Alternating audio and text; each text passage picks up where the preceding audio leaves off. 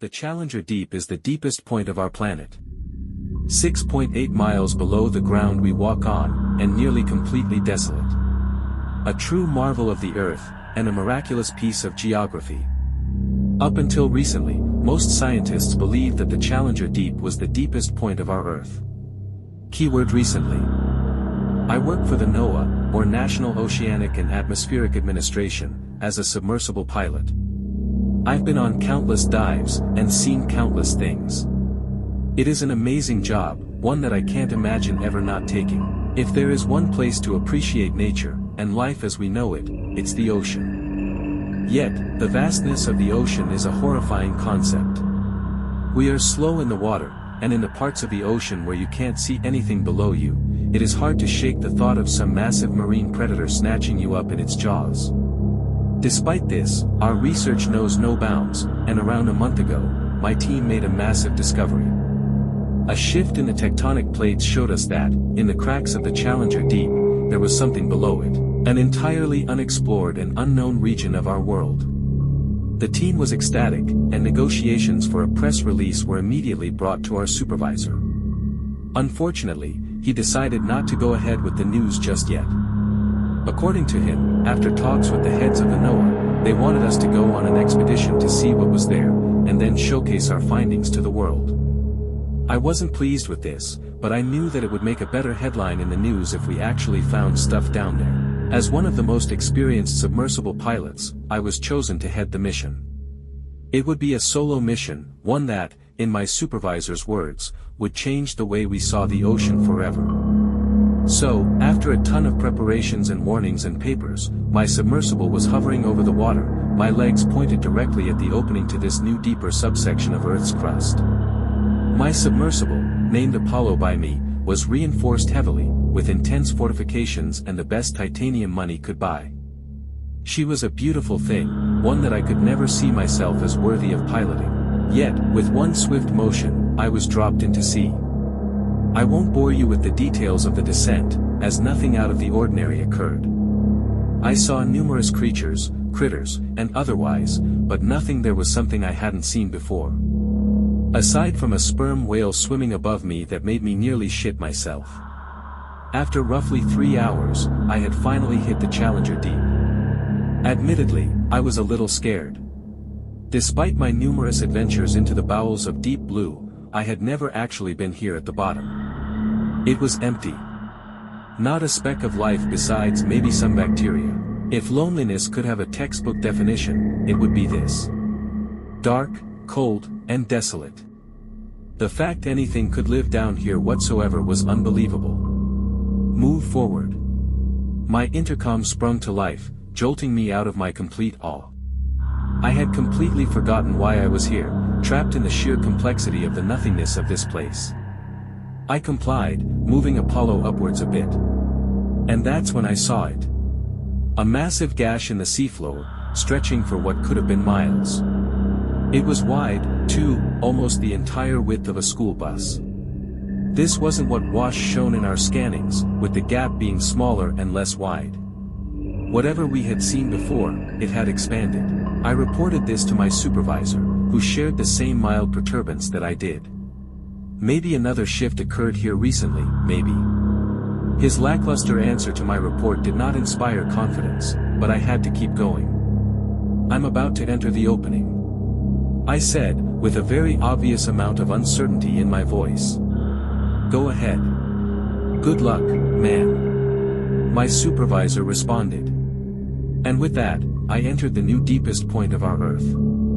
The opening was normal in nature, with nothing but rock and earth surrounding my descent for the first 20 meters or so. However, after this, it all became dark again. There was no more wall, no more gash. I checked my sonar, and my mouth dropped to the floor in sheer amazement. I was inside a gigantic cave, nearly 1 mile in diameter. I was at a loss of words, my thoughts taking over where my mouth couldn't.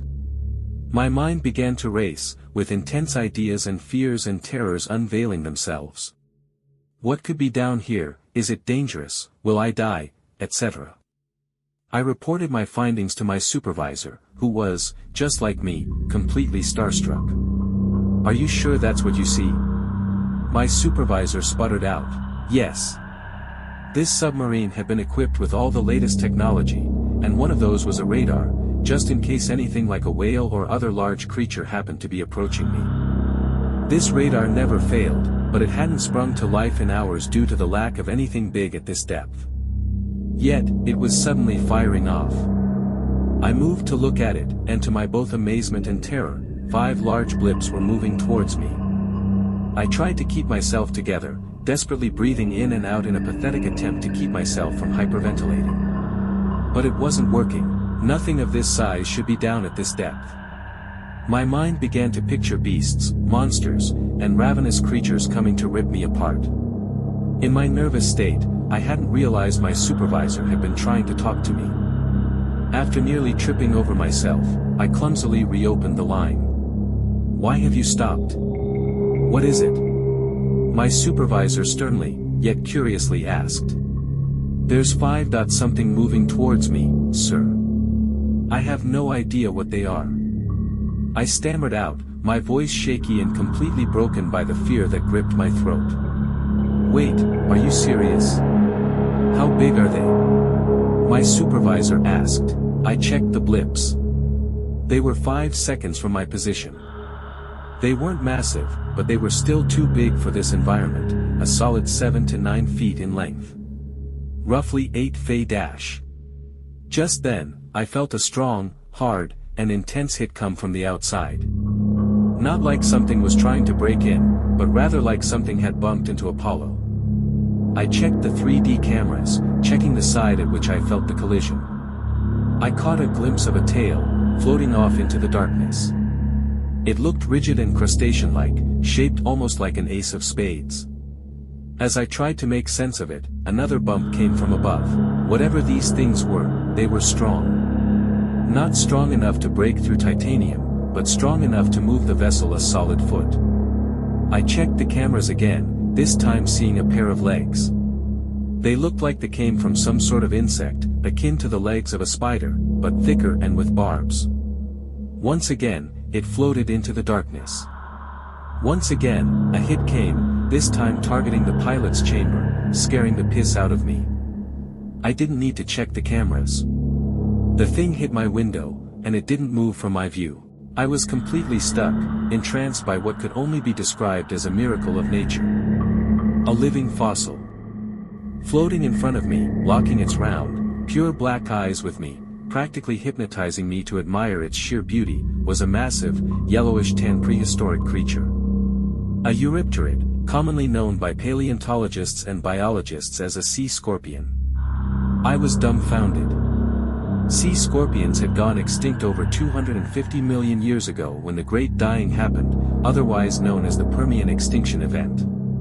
Eurypterids were completely wiped out by this, so I was at a loss of words. No words could ever describe what I was feeling. I think it was admiring me back.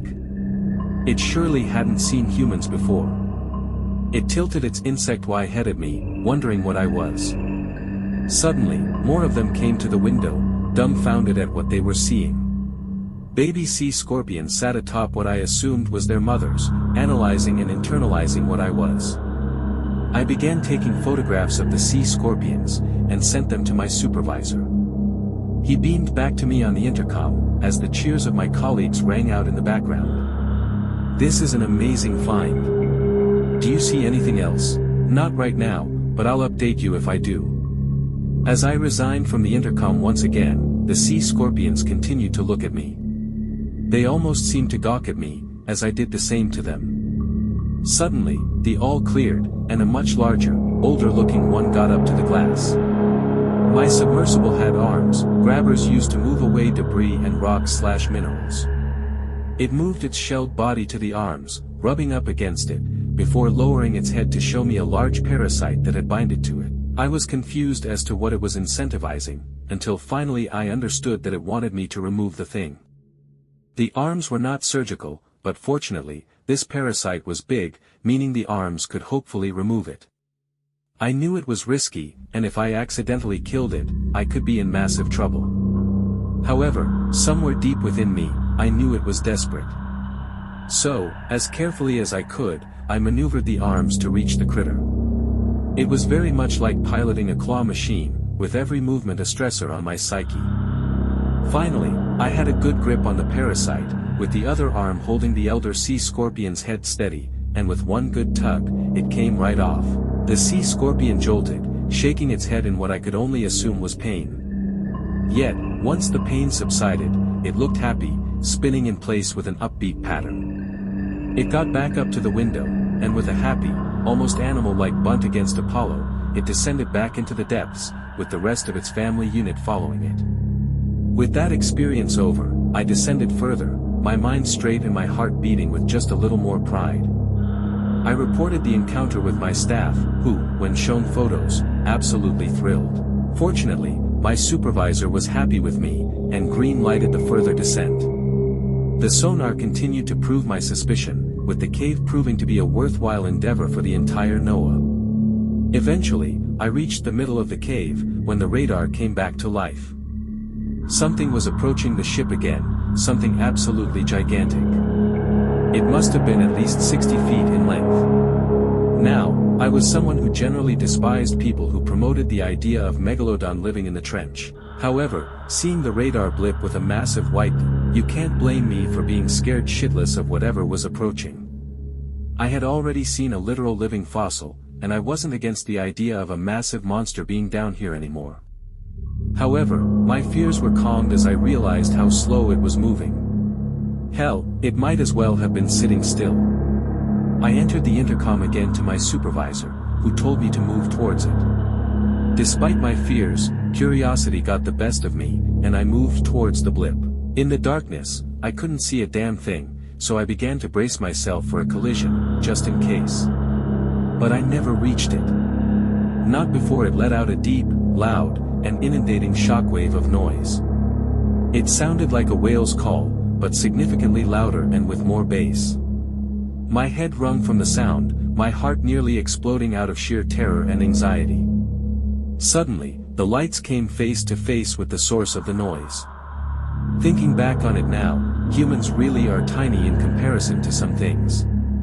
We are the apex predator, but we definitely aren't the top dogs in some areas. Size is definitely one of them. In front of Apollo was a gigantic fish, bony and large. Its head looked like it was made exclusively from bone, armored and rigid. The rest of its figure slowly came into view, its large body unveiling itself to the light. Another living fossil. A large, healthy, and majestic fish. Leadsichthys. The behemoth paid me no mind, its gargantuan body regarding me with no more than what felt like a simple look. Of course, I began taking photos, and sent them to my supervisor. The intercom shot to life again, and the ovation of my peers could be heard once more. Eventually, its large, scaly torso moved into the darkness, never to be seen again. I was given the green light to go further down, but I realized after 3 seconds of descent that I finally reached the bottom. It was different than the Challenger Deep. It was gray in color, with little to no sand on its surface. Jagged scars permeated from its surface, scattered across a variety of areas. What was interesting was that the bottom felt soft, almost like it was a cushion rather than rock. I began talking to my supervisor, discussing what the next move was. He wanted to explore the place further, to see if any other living fossils existed down here. I couldn't blame him, everything we knew about the ocean and its inhabitants had been flipped on its head. It was amazing. As I began to move forward, something odd happened. The ground beneath me began to vibrate a bit. At first I attributed it to shifting plates, but then, out of nowhere, the ground moved completely, nearly knocking over Apollo. Suddenly, the radar blipped a dot out, but it wasn't a dot at all. The white blip I would have usually seen encompassed almost the entire radar circle, as if the entire area around me was a living organism. I then did a sonar scan, and saw what my mind had been trying to suppress ever since the radar did what it did.